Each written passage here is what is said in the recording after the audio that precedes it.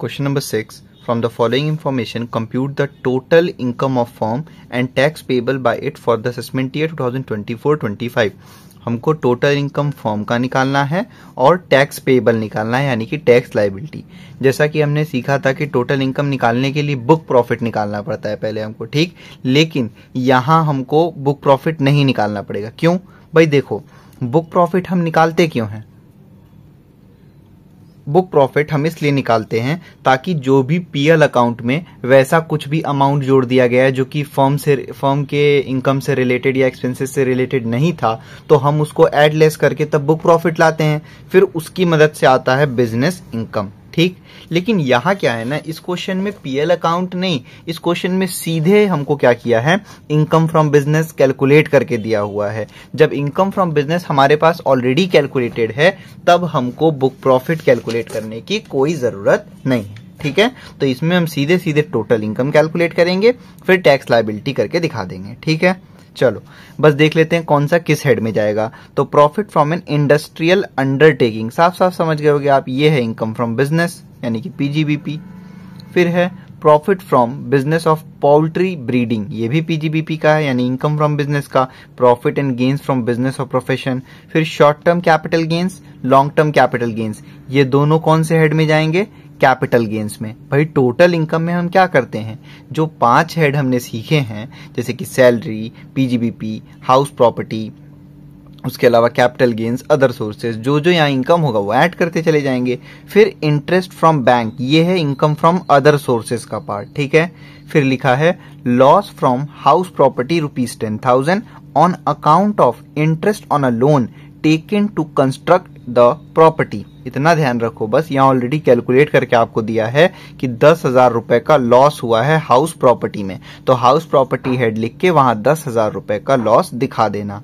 फिर है donation to approve charitable institution by cheque. अब ये जो डोनेशन है ये किस सेक्शन में जाएगा? ये डिडक्शन तो है, तो इसके लिए आप डिडक्शन वाली प्लेलिस्ट में डाल दे रहा हूं, वो देख लो आप। डोनेशन जो भी अप्रूव चैरिटेबल इंस्टीट्यूशन को होता है वो 80G में जाता है, ठीक। अब 80G में सीधे ये 15,000 नहीं लेस कर देंगे, उसका एक तरीका होता है। तो 80G वाली भी वीडियोस प्लेलिस्ट में आपको मिल जाएगी, वो जरूर देख लेना, क्योंकि इस चैप्टर में 80G का यूज कई क्वेश्चन में हुआ है और एग्जाम में भी 80G और 80C पूछा ही जाता है। ऐसे तो कोई भी पूछा जा सकता है, 80G और C ज्यादा इंपॉर्टेंट है, ठीक है। तो ये बस ये सारे को ऐड कर देंगे इनकम को, तो जीटीआई आएगा, उसमें से डिडक्शन लेस कर देंगे तो टोटल इनकम आ जाएगा। फिर टैक्स पेबल भी हम कैलकुलेट कर लेंगे अपने फॉर्मूले के थ्रू। सॉल्यूशन देखते हैं 6th का। तो यहां हमको टोटल इनकम निकालना है सबसे पहले, और टोटल इनकम निकालने के लिए पहले बुक प्रॉफिट निकालना होता है, बट यहां हम बुक प्रॉफिट नहीं निकालेंगे। क्यों? ये हमने पहले ही अभी क्वेश्चन पढ़ते वक्त बता दिया है आपको, क्योंकि यहां पे income from business already calculated है, ठीक है। तो फिर क्या जरूरत है आपको बुक प्रॉफिट बनाने की, ठीक है। तो सीधे यहां लिखो computation of total income, assessment year जो चल रहा है वो लिख दो, फॉर द असेसमेंट ईयर 2024-2025, ठीक। तो सबसे पहले यहां पे कौन सा हेड दिया हुआ है? तो सबसे पहले हम ले लेते हैं इनकम फ्रॉम हाउस प्रॉपर्टी, ठीक है। तो इस हेड में केवल और केवल एक लॉस दे रखा है, लॉस फ्रॉम हाउस प्रॉपर्टी। आप 6th पॉइंट पढ़ के देख लो, उसमें लिखा हुआ है कि 10,000 रुपए का लॉस हुआ है, उसके अलावा और कुछ भी नहीं। अब इसको आप बाहर लिख दो 10,000 और ब्रैकेट लगा देना, नहीं तो भूल जाओगे कि ये माइनस का है। फिर उसके बाद सेकेंड हेड हम ले लेंगे income from business,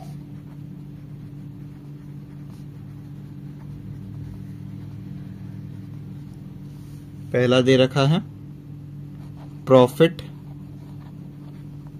from industrial undertaking,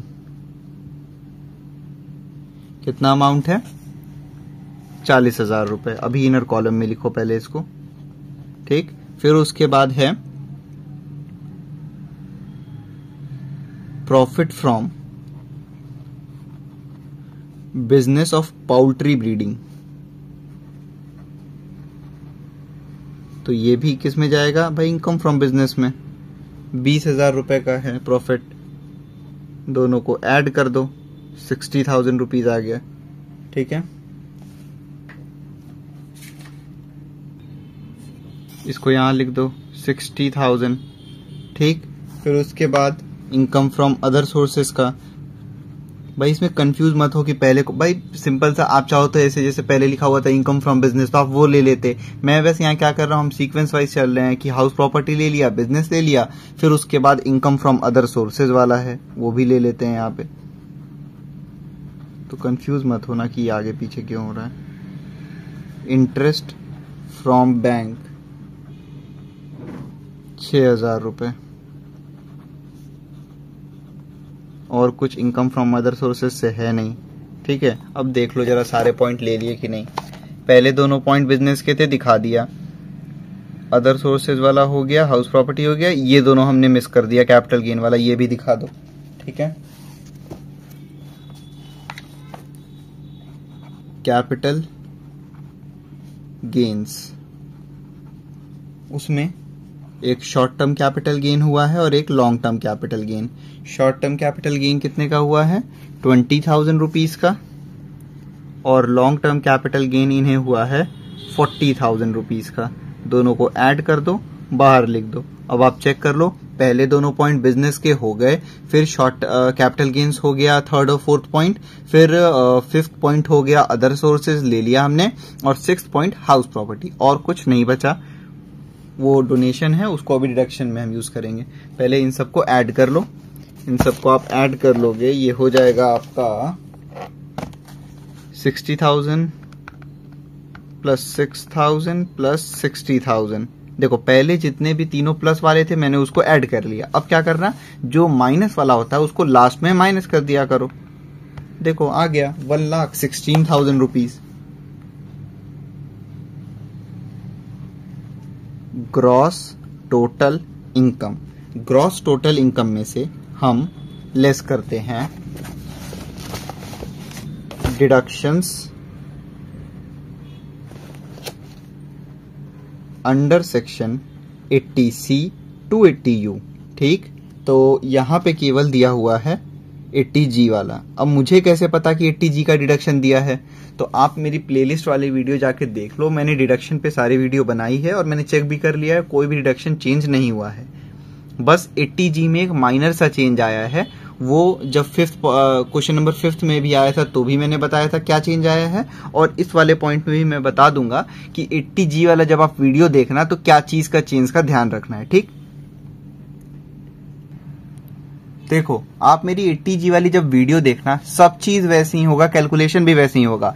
बस मैंने बी को गांधी फैमिली करके याद करवाया था, वो अब मत करना। उसका रीजन ये है कि इस साल गवर्नमेंट ने कैटेगरी बी से ये तीनों जो गांधी फैमिली के फंड थे इसको रिमूव कर दिया है। यानी कि कैटेगरी बी में अब केवल और केवल प्राइम मिनिस्टर से रिलेटेड जो ड्रॉट वाला फंड था ना, बस वही बच गया। ठीक भाई, पीएम वाले सारे फंड यहां आते थे except PM drought relief fund, वो यहां जाता था। ठीक, तो अभी बी पॉइंट में केवल prime minister's drought relief fund रहेगा। उसके अलावा ये तीनों अगर आपको दिखे तो इसको मत लेना, ठीक है, क्योंकि ये तीनों को अब रिमूव कर दिया गया है यहां से। ठीक, बस बाकी सब कुछ वैसे ही होगा।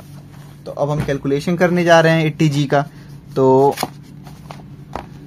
यहां पे आप दूसरे पेज पे हेडिंग डाल देना 80G। जैसे हम कैलकुलेट करते हैं उसको दो पार्ट में बाइफरकेट करते हैं। इधर लिखते हैं हम नो लिमिट, इधर लिखते हैं हम विथ लिमिट। इसको दो पार्ट में बाइफरकेट करते हैं 100% और इधर 50%। फिर इसको भी 100% और इसको भी 50%। इसका नाम देते हैं category A, category B, category C और कैटेगरी डी। नो लिमिट का मतलब और कुछ नहीं, इसका कोई लिमिट नहीं होता है। अगर यहाँ पे 1 लाख रुपए आएगा तो उसका 100% पूरा हम ले लेते। यहाँ पे 1 लाख रुपए आएगा तो उसका 50% यानी कि 50,000 रुपए ले लेते। समझ गए बात को? अब इस क्वेश्चन में दिया हुआ है donation to approved charitable institution by cheque. ये कहा जाता है 80G के कैटेगरी डी में। तो पहले तो अमाउंट पुट कर दो। कितना है डोनेशन का अमाउंट? 15,000 रुपए यहां लिख दो। ठीक, अब यही 15,000 इन दोनों में से किसी में होता तो अगर यहां होता तो उसका सीधे 100% ले लेते, यहां होता तो उसका सीधे 50% ले लेते। बट ये क्या लिखा है, विथ लिमिट, यानी कि हमको यहां एक लिमिट कैलकुलेट करनी पड़ेगी, उससे कंपेयर करेंगे। ठीक, तो यहां 2 लाइन छोड़ दो, फिर उसके बाद लिखो limit is equal to 10% of, नहीं थोड़ा और छोड़ दो, यहां पे भी काम आएगा हमको, तो इसीलिए यहां नीचे लिखो थोड़ा सा, limit is equal to 10% of adjusted gross total income, not gross total income, adjusted gross total income. ठीक, अब पहले जरा हम ये कैलकुलेट कर लें एडजस्टेड जीटीआई, तो जीटीआई लिखो कितना है, 1,16,000 है, उसमें से लेस करो पहले डिडक्शन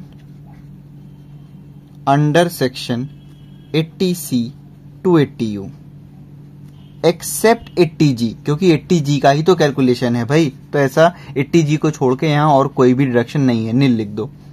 फिर लेते हैं हम लॉन्ग टर्म कैपिटल गेन, तो यहां दे रखा है इस क्वेश्चन में लॉन्ग टर्म कैपिटल गेन कितना, 40,000 रुपीज। फिर उसके बाद लेते हैं short term capital gain, but अगर 111A में स्पेसिफाइड है तो ही लेंगे यहां पे शॉर्ट टर्म कैपिटल गेन, नहीं तो नहीं लेंगे, इस चीज का ध्यान रखना। तो इस क्वेश्चन में लॉन्ग टर्म कैपिटल गेन था तो वो विथ या विदाउट सेक्शन हो हम यहां ले लेते हैं, लेकिन शॉर्ट टर्म कैपिटल गेन जब तक इस सेक्शन में स्पेसिफाई नहीं करेगा मत लेना। जैसे इस क्वेश्चन में शॉर्ट टर्म कैपिटल गेन 20,000 दे रखा है, लेकिन फिर भी मत लेना क्योंकि इस सेक्शन के साथ नहीं है। तो यानी कि 40,000 रुपए को हम यहां लिखेंगे और इसको जीटीआई में से लेस कर देंगे, ये आ गया आपका 76,000।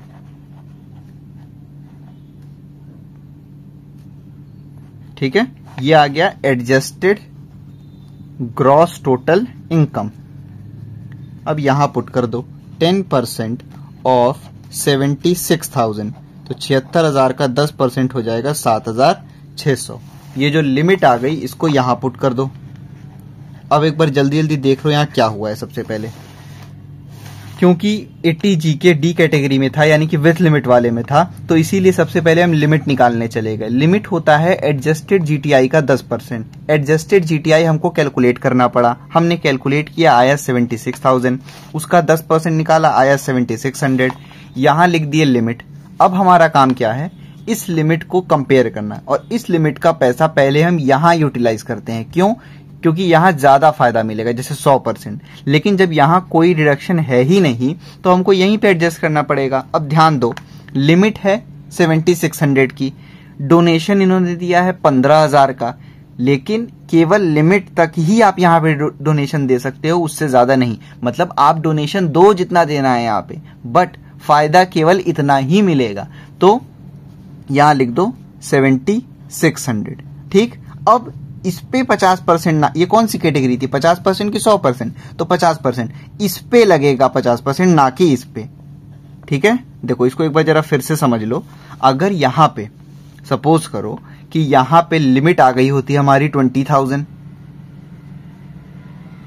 और हमारा डोनेशन 15,000 रहता, तो क्या ये लिमिट के अंदर है? हाँ है। तो फिर हम क्या करते, 15,000 पूरे का 50% ले लेते, क्योंकि ये लिमिट के अंदर रहता। ठीक, लेकिन यहां इस क्वेश्चन में क्या हुआ है कि लिमिट है केवल 7600, इन्होंने दान दिया है 15,000। कंपेयर किया तो केवल 7600 का ही फायदा मिलेगा, क्योंकि वो 15,000 से छोटा है, लिमिट कम था, तो लिमिट यहां पे लिख दी हमने, इसमें से केवल 7600 का फायदा मिलेगा, इसका 50% आप निकाल लो। ठीक है, तो ये आ जाएगा आपका 3,800 आना चाहिए, 7,600 का 50%, हाँ 3,800। ठीक है, उसके बाद यहां लिख दो कि भाई 80G इज इक्वल टू इन चारों कैटेगरी को हम प्लस कर देते हैं, A B C D. A B C में 0 रुपीज है, डी का है 3,800। ठीक है, इसको अब हम लेस कर लेंगे, तो यहां हम लिखेंगे कि donation to approved charitable institution. ठीक है, तो हमने तो कैलकुलेट कर लिया है 7600 सीधे सीधे। आप चाहो तो यहां लिख के दिखा दो कि 10%, सॉरी 7,600 का 50%, ये आ जाएगा 3800 और कोई भी डिडक्शन है नहीं, इसको बाहर लिख दो और लेस कर दो GTI में से।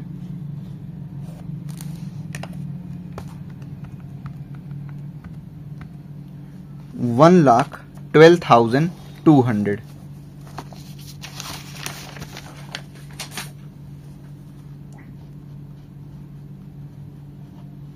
ठीक है, 112,200 ये आ गया टोटल इनकम।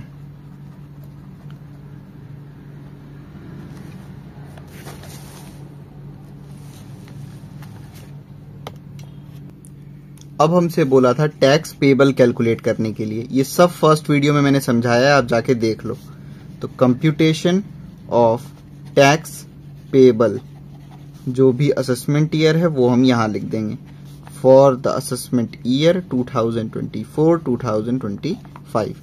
सबसे पहले हम लेते हैं short term capital gain under section 112A, sorry short term capital gain under section 111A 15%। अब देखो इस क्वेश्चन में शॉर्ट टर्म कैपिटल गेन दे रखा है, लेकिन मैंने फर्स्ट वीडियो में ही बताया था जब इस सेक्शन के साथ स्पेसिफाई हो तो ही लेते हैं। तो यहां इस सेक्शन के साथ नहीं दिया हुआ है इसीलिए नहीं लेंगे, नील लिख दो। फिर long term capital gain under section 112, यहां 10% 20% दोनों होता है, लेकिन अगर क्वेश्चन में दे रखा है लॉन्ग टर्म कैपिटल गेन, जैसे यहां कितना दिया है, यहां दे रखा है long term capital gain 40,000 rupees, तो हम सीधे उसका 20% निकाल लेंगे, 8,000 रुपीज। फिर long term capital gain under section 112A 10%, नहीं दे रखा है, नील कर दो। फिर है विनिंग्स अंडर सेक्शन 115BB 30%, नील, नहीं दे रखा है। फिर लेते हैं remaining other income at the rate 30%। कैसे निकालेंगे भाई, बहुत सिंपल। टोटल इनकम कितना आया है 1,12,200, उसमें से हम कुछ अमाउंट माइनस करते हैं। क्या माइनस करते हैं, देखो यहां ऊपर इन चारों में से जो भी यहां पे यूज हो गया है उसका ओरिजिनल अमाउंट, तो देखो पहला वाला, तीसरा वाला, चौथा वाला नील था, कुछ भी नहीं यूज हुआ है तो उसको छोड़ दो। केवल सेकंड वाला यूज हुआ है 8,000 रुपए, तो क्या 8,000 यहां माइनस करोगे, नहीं, ओरिजिनल अमाउंट क्या था परसेंटेज से पहले 40,000 रुपए, वो लिख लो यहां पे। क्या और कोई था, नहीं था, बस इसी को माइनस कर दो, वही हो गया रिमेनिंग अदर इनकम।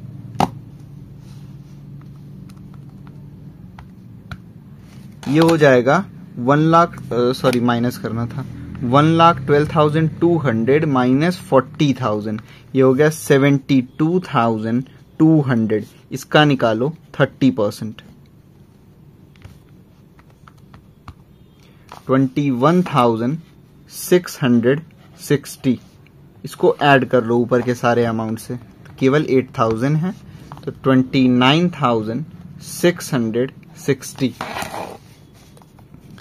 फिर हम ऐड करते हैं सरचार्ज 12%, लेकिन कब, जब टोटल इनकम 1 करोड़ से ज्यादा हो तब। नहीं है 1 करोड़ से ज्यादा टोटल इनकम, नील लिखो, 29,660 वापस से। फिर मार्जिनल रिलीफ को लेस करते हैं, लेकिन कब, जब टोटल इनकम 1 करोड़ से ज्यादा हो तब।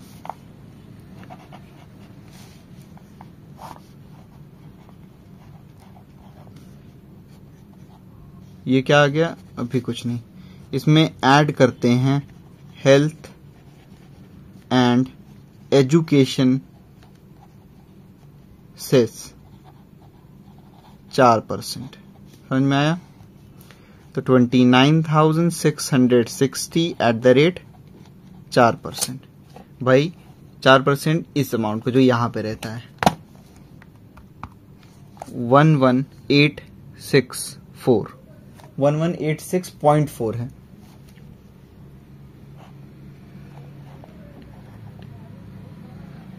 1186.4, इसको ऐड कर लो 29,660 में से, ये आ गया 30 यानी कि 30,846.4। लेकिन हमने पढ़ा था कि हम टैक्स लायबिलिटी को राउंड ऑफ कर देते हैं टेंस प्लेस तक, तो 46.4, 46 40 के पास है या फिर 50 के पास, तो भाई ये 50 के पास है, तो इसीलिए यहां लिख दो 30,850, ये आ गया टैक्सेबल लायबिलिटी।